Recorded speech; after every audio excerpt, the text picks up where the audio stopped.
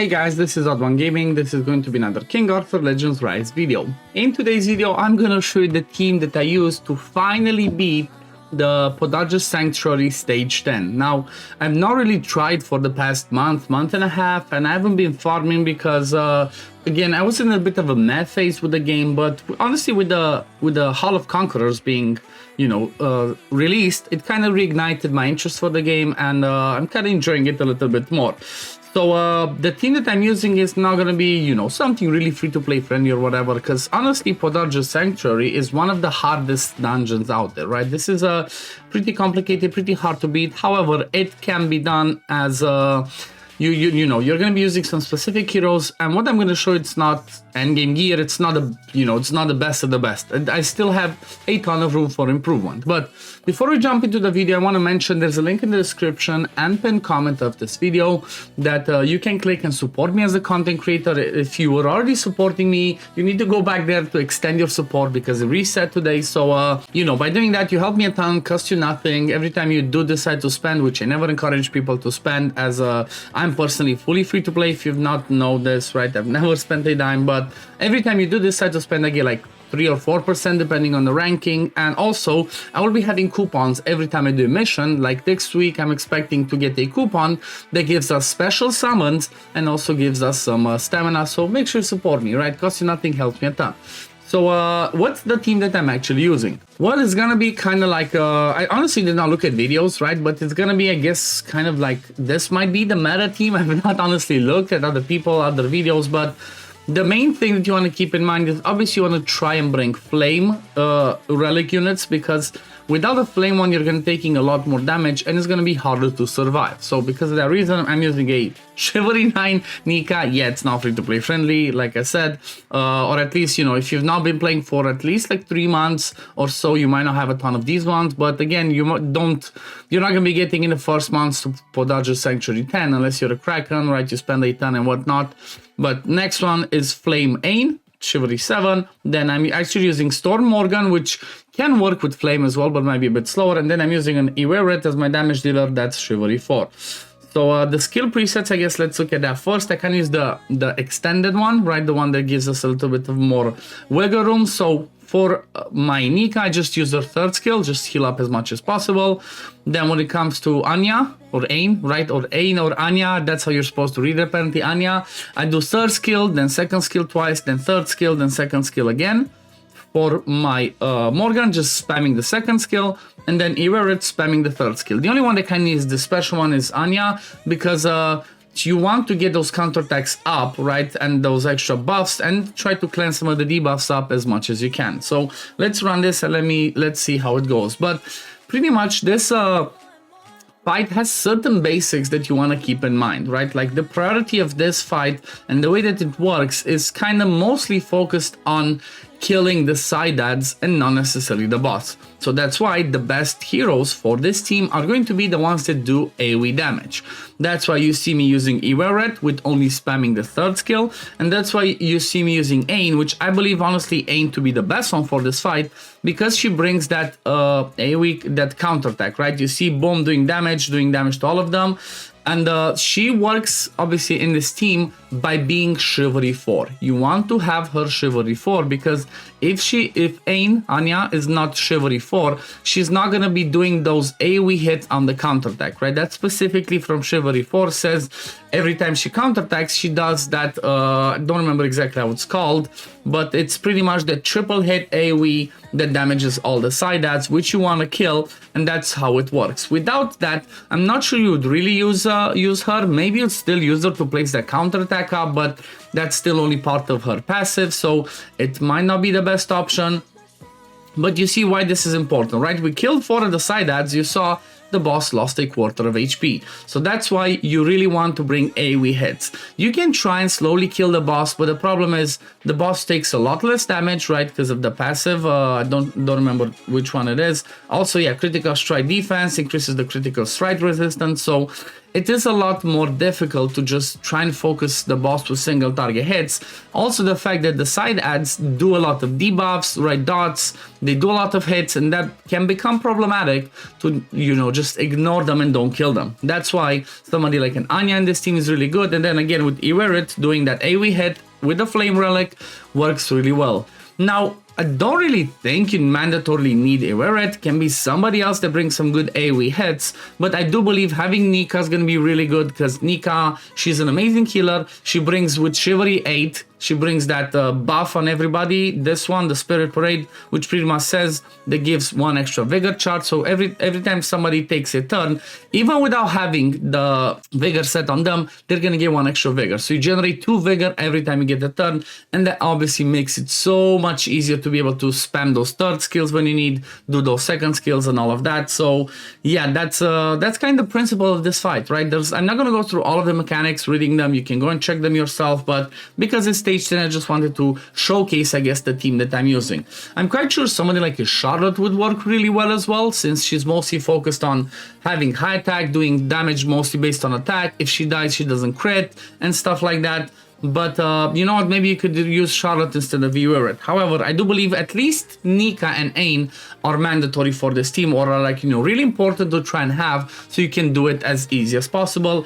And obviously having Morgan with the Storm Relic, she's going to be bringing us that defense decrease for the side ad so you can kill them faster. Now let's have a look at the builds that I actually have on these people. First of all, my Nika is running actually Vigor set, right? Even though she does generate a lot of Vigor herself. I'm running her in a Vigor set for now, but you can go with HP sets, right? You can go with HP sets, pretty much give her as much HP and attack speed as you possibly can. You're gonna see mine's running at almost 50,000 HP, 264 attack speed. Then if you look at her, she's obviously fully, almost fully skilled up, right? I didn't do this one maxed yet. I could do this. This can help, right? Critical strike resistance, which means you have a lower chance of being getting a critical hit yourself, which means you're going to survive more. Then for the relic, I'm using her with the frost one. Actually, no, sorry, it's the flame one because you survive more. And again, just if you can get this skilled up, that's the best idea, because you want this to heal up as much as possible, right? Like the last two ones are the ones that give you 2 more healing as well. So this is what you're going to try and get. Also, she's level 69 because that's Chivalry 9 on her. So I could max her out, you know, I could max her levelings out, which kind of makes sense. She's honestly, I think, kind of like Morgan. Nika is in every single one of my teams. She's so good. I would argue maybe she's #1 now instead of Morgan, or maybe on par, but Nika's just so powerful. If you don't have her, try and get her, right? Then we have Anya. She is only level 60. I could get 65. I didn't do that yet, but fully skilled up. And this is the passive that's really cool, right? Every time she does the second skill, she puts that counterattack trigger rate up, which means you have a higher chance of counterattacking. But I have her equipment with attack, counter, and fortitude.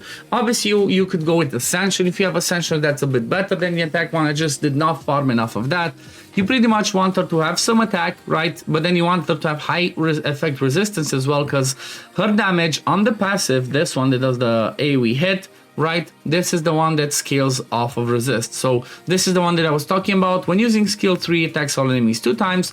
Total damage is the 78% attack. Doesn't sound like much, but then when you put in account the resistance, the effect resist, it's equals to 2% attack. So if you look at my effect resist, I have 105. That's gonna be 210 more attack percent, which means a lot more damage. And then when it comes to Chivalry, she's a Chivalry 7, but Chivalry 4 is the one that I'm talking about. It says that Torrent Mana, which is that AoE hit that happens when you do the third skill every 5th turn. That one skill effect triggers upon counterattacks. So every time you counterattack, you're going to be doing that. So maybe ideally, instead of having attack, you can just go with like triple counterattack sets, and she just counters and keeps killing those side ads over and over again. But then, like I said, fully skilled up passives. When we look at the relic, I obviously have all of them. I'm using the flame one because, again, strong element. I mostly care about this one to be skilled. I'm not sure I care about this one as well. This could be good as well, I guess, to increase the chance of putting that attack speed increase, and increases the debuffs that removes. You don't really need it that much, honestly. At least for this fight, it works without it. Then next one is going to be Morgan. Morgan's going to be again in a vigor plus accuracy set. She's running at 262 attack speed, over 100% effect accuracy. Pretty much for Morgan, that's mostly what you care about. You want her to go to be pretty fast, have around 100% effect accuracy or higher. And then I guess for this specific fight, you want to try and give her survivability, right? So you're not going to care about crit rate, crit damage, attack. Mostly if you can get HP and defense on her. Then she is obviously fully skilled up because she's, you know, she's number 1 or number 2 legendary in the game. Then we have the relic skilled up, right? The storm one, at least the second skill one to max. I was lucky not to get any in the first skill because I don't really care about it.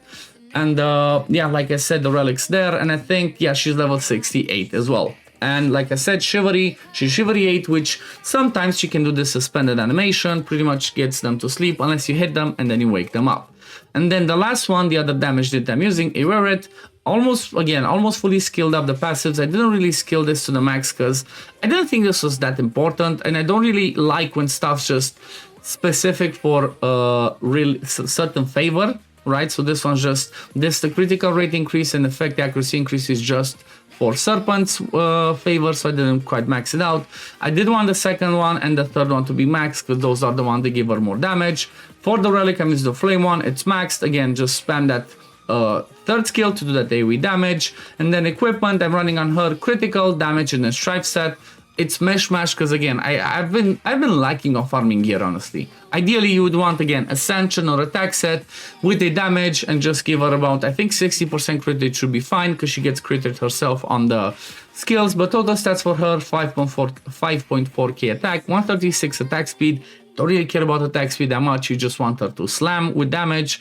73% crit rate, 67% crit damage. She also has 33% hit accuracy, 70% pierce, because I have obviously pierce banner.